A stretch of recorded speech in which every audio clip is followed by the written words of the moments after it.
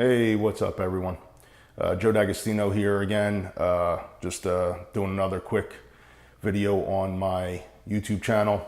You guys know I'm a big fan of analog cameras and shooting film when I can. I do use digital a lot in my professional setting, but I also use film.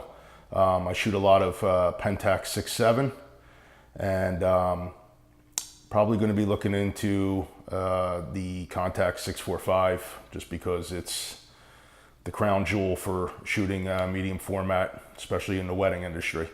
It's got that 80 f2 lens that is uncomparable. But I also shoot a lot of 35mm for professional work as well as my personal projects. If you guys go on my Instagram page, joedagostinophoto.com, you'll see a lot of scans. I choose to use Richard Photo Lab for my scans. They do an amazing job, very personal, and the customer service is outrageous. Those guys are just great, phenomenal to work with. You can get color profiles if you like your scans a certain way. But I've just been really happy with the results, and the turnaround is fast. The turnaround is extremely fast. Once they get your film, you know, I know these things can change from time to time, especially during wedding season, but once they get your film, you usually have your scans back in a day or two, and that's great. And now they have a film program as well where, you know, you can buy a roll from them and they'll send them back with your prints or your negatives. So you just keep recycling your rolls, man, and it's just a great thing. But real quick today, I wanted to talk about another one of my analog film cameras. And this one's a legend in its own right. We did one on a Nikon F3 the other day, and you know, just a quick little overview of the camera. And today I want to speak to you about the Canon F1. This Canon F1 is a tank, man. Solid metal build on this Canon.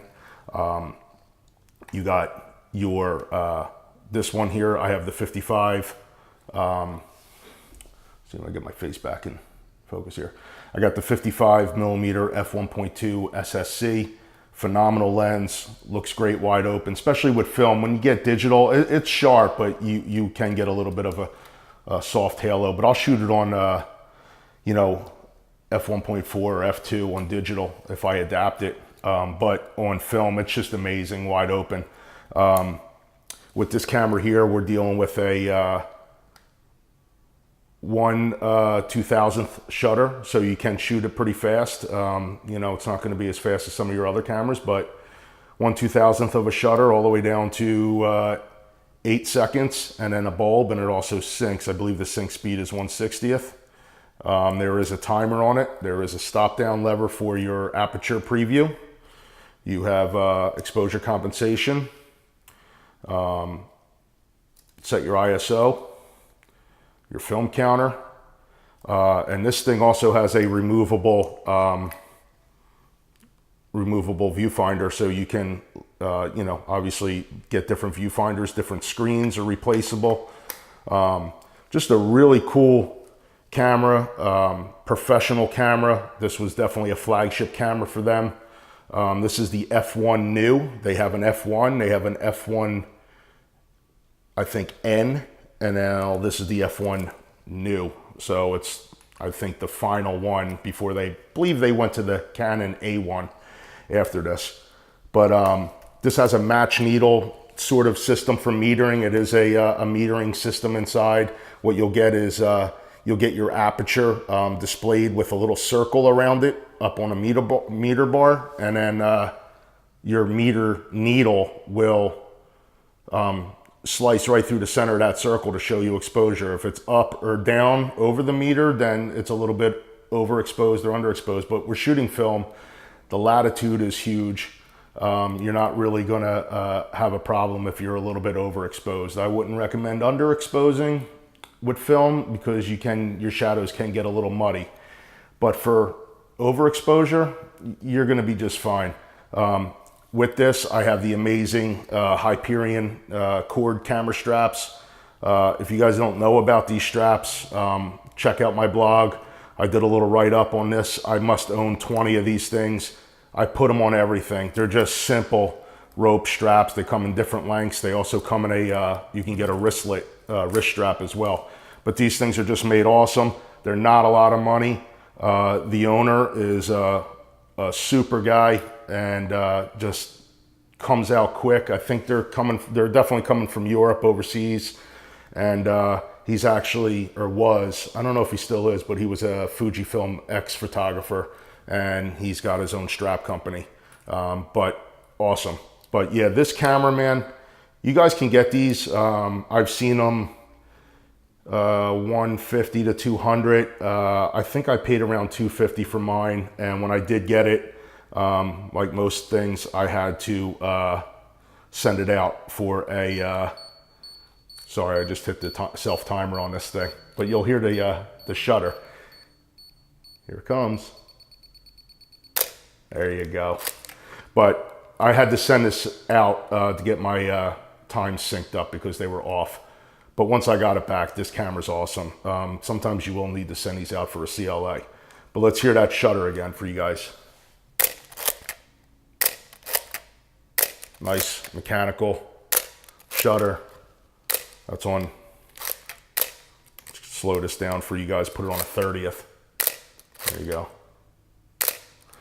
But guys, check out the Canon F1.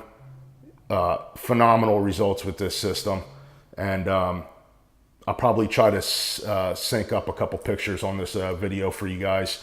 A couple results that I've had with this lens and this system. I do have a Canon FD 85 1.2L for this, which I also use religiously on my Fujifilm GFX medium format camera. It just adapts wonderfully to that, and the shallow depth of field is like nothing you've ever seen. But that camera, that lens at 1.2 is a razor. It's amazing. So I do love that lens for that camera, but I haven't shot it on here yet. That's my fault. Just too many cameras, not enough film, and just the opportunity just hasn't presented itself to take that system out. But that's going to be next on here. But the pictures following this, I'm going to show you guys, and that's from the 55 1.2. These, I think you can find these 55 1.2s for like 250, 300. They're very smooth focusing. There's no slop, solid apertures. It will shoot on a automatic aperture. There is a designation for that as well. You can make this camera aperture priority, but that requires the other viewfinder, which I don't have. Do I feel like I'm missing out? I don't know. I tossed around trying to get that because my Canon, my Nikon F3 is aperture priority, and it is nice. It is nice not to have to sit around and fiddle with it, but you know, I don't know. I like different cameras for different reasons. I'm not a loyalist by any means. I don't say I have to own all Canon or Nikon. In my professional career, I have shot Canon for many years. Now I shoot Nikon, mainly a D5 and a D810. And I also shoot Fujifilm for everything, personal and professional. But when it comes to film photography, I will shoot everything under the sun. Contacts, Nikon, Canon, I don't care. You know, whatever is out there that I like, that's an interesting camera, that has a buzz about it, I'll shoot it. This camera doesn't have much of a buzz about it, but it is an amazing camera. A lot of people will resort to like the Canon AE1, which is a lot smaller. This is a brick. It is a heavy camera. It's a solid camera. And man, when you hold this thing, you just know that this is just a professional grade system. And it's beautiful. Mine's starting to have the brassing coming around. I don't know if this will focus out. Let me see if I can get my face out of the way so it does. But I'm starting to get some of the brassing here on the edges, and it's just beautiful. You can get a power winder for the. Let's see if this will focus out. You can get a power winder for the rear of this, the bottom of this camera as well. But let me see if I can get that. Sorry guys, but yeah, I'm going on and on here like I always do on all my videos, and I apologize for that.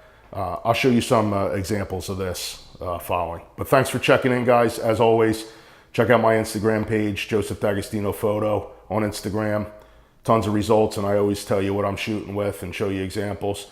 And check out my website, josephdagostinophotography.com, for the blog and all the interesting information that I have on there. I'm always going crazy with all the different combinations and different gear I use, and that's basically what it is. I'm going to start getting into some techniques and things that I do with my photography that maybe will help you.